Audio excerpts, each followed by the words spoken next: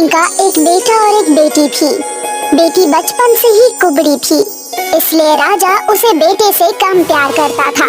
मुझे तो लगता है इसका कुबड़ कभी खत्म नहीं होगा। हाँ महाराज, मैंने कई वैद्यों को दिखाया, पर सभी का कहना है कि इसका कोई इलाज नहीं है। तो मुझे ऐसी बेटी नहीं चाहिए जो कि अपाहिज हो। पर महाराज, है तो बेटी ही ना, अब इसका क्या करेंगे? मुझे राज्य को संभालने के लिए एक राजकुमार की जरूरत है। हम इसे किसी को दान कर देंगे। पर इस कुबड़ी लड़की का कोई क्या करेगा?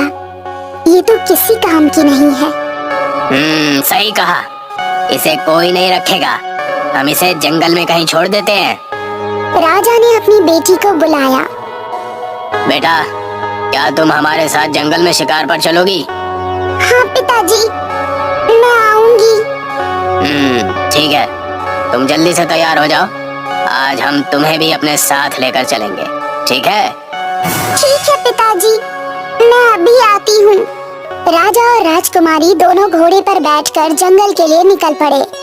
राजा अपने पास वाले जंगल को छोड़कर बहुत दूर घाटी के पीछे वाले जंगल में राजकुमारी को लेकर गया।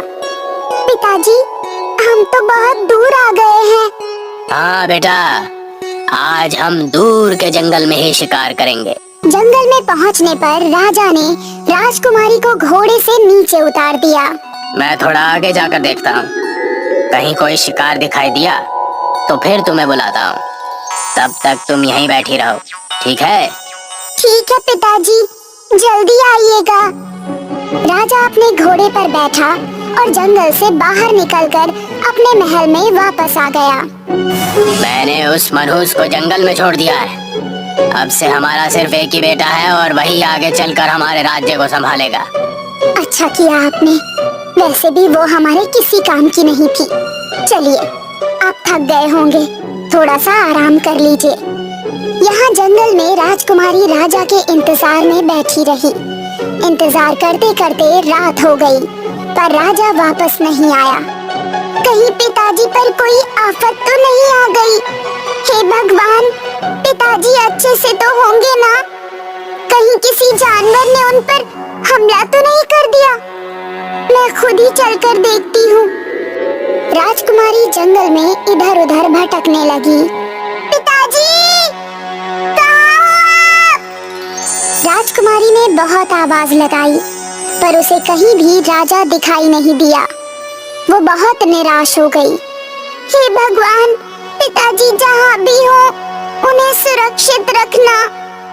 राजकुमारी दिन भर से भूखी थी और भटक भटक कर थक गई थी और उसे बहुत जोर से नींद भी आ रही थी, इसलिए वो एक पेड़ के नीचे जाकर सो गई। अगले दिन सवेरा हुआ तो राजकुमारी को फिर से भूख लगने लगी। हे भगवान, कहीं कोई फल मिल जाए, बहुत भूख लगी है। राजकुमारी जंगल में अंदर की तरफ चली गई, जहाँ उसे फल के पेड़ दिखाई दिए। राजकुमारी ने उनसे फल तोड़े और अपनी भूख मिटा ली। दिन भर राजकुमारी राजा को जंगल में ढूंढती रही, पर उसे राजा नहीं मिला। लगता है पिताजी अब वापस नहीं आएंगे। अब मुझे इसी जंगल में रहना पड़ेगा। राजकुमारी ने जंगल में ही रहना शुरू कर दिया। अब वो धीरे धीरे जंगल को ही अपना घर समझने लगी। उसने यहाँ पर अपनी एक छोटी सी झोपड़ी बना ली और उसमें कुछ खाने पीने की चीजें रखी। एक दिन राजकुमारी को यहाँ पर एक हिरन दिखाई दिया, जिसको किसी ने कई तीर मारे थे। राजकुमारी ने उस हिरन को उठाया और अपने झोपड़े में लेकर गई। जैसे ही राजकुमारी ने उस हिरन को दवाई लगाई, वो एक आदमी में बदल गया। तुम कौन हो बेटी, और यहाँ इस जंगल में क्या कर रही हो? मेरा नाम राजकुमारी हेमलता है। मैं राजा राम सिंह की बेटी हूँ और इसी जंगल में रहती हूँ। मैं एक जादूगर हूँ और एक ऋषि ने मुझे श्राप देकर हिरन बना दिया था। आज तुमने मेरी जान बचाई है। मैं तुम्हारा बहुत आभारी हूँ और तुम्हें जब कभी भी मेरी जरूरत पड़े तो मुझे कहना। मैं हमेशा तुम्हारी मदद करूँगा। आज से तुम मेरी बेटी जैसी हो, ठीक है? ठीक है बाबा, आप चाहो तो मेरे घर में रह सकते हो। अब वो जादूगर राजकुमारी हेमलता के साथ रहने लगा। बाबा, मुझे खेलने के लिए कुछ गुड़िया चाहिए। जादूगर हवा में अपने हाथ उठाता है और उसके हाथ में एक खूबसूरत सी गुड़िया आ जाती है। ये लो बेटी। आप बहुत अच्छे हो बाबा। यहाँ जंगल में राजकुमारी इस जादूगर के साथ बहुत खुश रहने लगी और दूसरी तरफ अब राजा और रानी भी खुश थे। अच्छा हुआ उस मनहूस से पीछा छूट गया। अब हमारा सिर्फ एक ही बेटा है। राजा और रानी राजकुमार की हर इच्छा को पूरी करने लगे, जिससे राजकुमार बहुत बिगड़ गया था। धीरे धीरे समय बीतने लगा और राजकुमार बड़ा हो गया। अब वो राजा की कोई बात नहीं मानता था।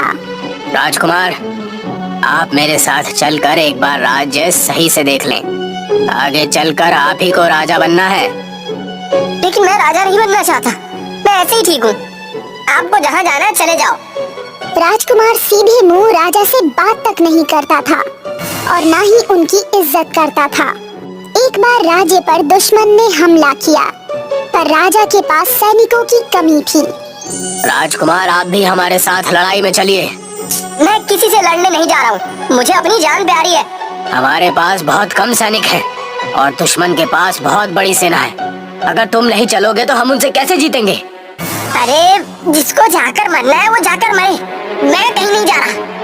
राजा अकेले ही कुछ सैनिकों को लेकर अपने राज्य को बचाने के लिए चल दिए। जब राजकुमारी हेमलता को पता चला कि उसके राज्य पर दुश्मनों ने हमला कर दिया है, तो उसने जादूगर से मदद मांगी। बाबा, आप तो जादूगर हैं ना? क्या आप हमारे राज्य को दुश्मनों से बचा सकते हैं? हाँ बेटा, मैं जरूर बचाऊंगा, चलो। जादूगर और राजकुमारी दोनों राजा के पास आए। जादूगर ने अपने जादू से दुश्मन के सैनिकों को मार डाला। आप कौन हैं और हमारी मदद क्यों कर रहे हैं?